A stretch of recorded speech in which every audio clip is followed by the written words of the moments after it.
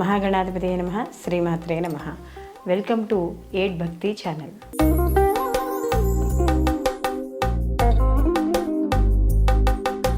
మనకి ప్రతి పని మొదలు పెట్టాలి, ఏ పని ఎప్పుడు మొదలు పెట్టాలి, అసలు ఏ రోజు ఏ పని మొదలు పెట్టాలి, ఇలా చాలా అనుమానాలు ఉంటాయి.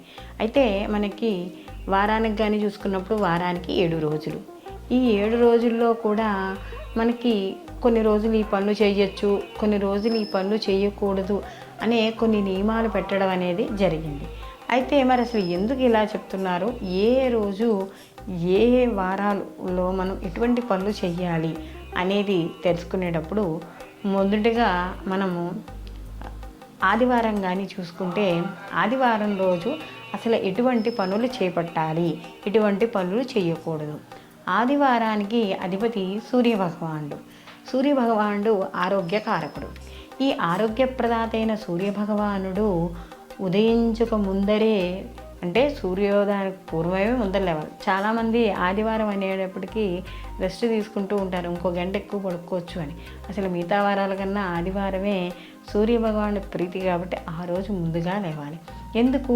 ఆరోగ్యప్రదాత కాబట్టి. అలాంటి సూర్యభగవాన్ ఆరాధన కోసమే సూర్యోదయానికి పూర్వమే లేచి ఆయన ఉదయించే సమయానికి కానీ కాలకృత్యాలు చేసుకొని స్నానం చేసి ఆయనకి అర్ఘ్యము, ఆయనకు సంబంధించిన ధ్యానము ఇవి చేయడం ద్వారా అనారోగ్య సమస్యలు, ముఖ్యంగా దీర్ఘకాలిక అనారోగ్య సమస్యలు ఏమైనా ఉంటే కూడా తగ్గుతాయి అని చెప్పి మనకి శాస్త్రం చెప్తోంది.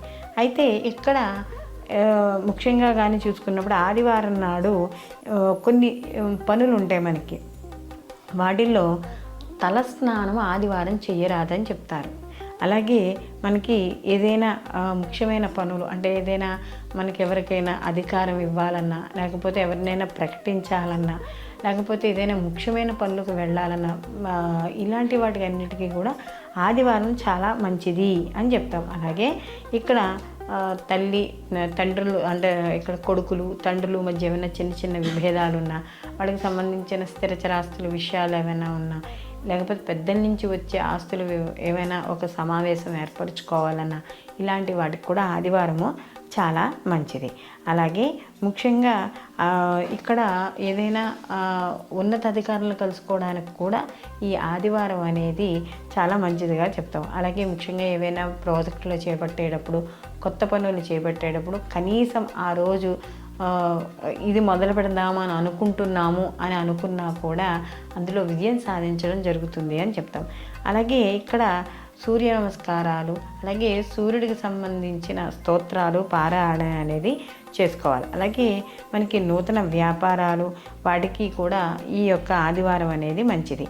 ముఖ్యంగా ఆరోగ్యము, వ్యాపారము, ఆర్థిక విషయాల్లో కూడా ఈ యొక్క ఆదివారం అనేది పనులు చేపట్టడం అనేది మంచిది.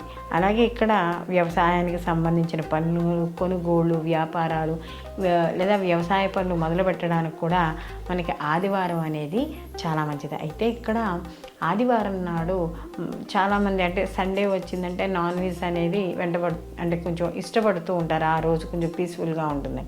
కానీ ఈ యొక్క ఆదివారం నాడు నిజం చెప్పాలంటే మాంసాహారం అనేది ఆదివారం నాడు తినరాదు. అంటే అంటే మనకి ఏదైతే మద్యపానం ఉంటుందో దాన్ని స్వీకరించడం కానీ, మాంసాన్ని కానీ తినరాదు అని చెప్పి మనకి శాస్త్ర ప్రకారం అయితే ఆదివారం నాడు చెప్తోంది.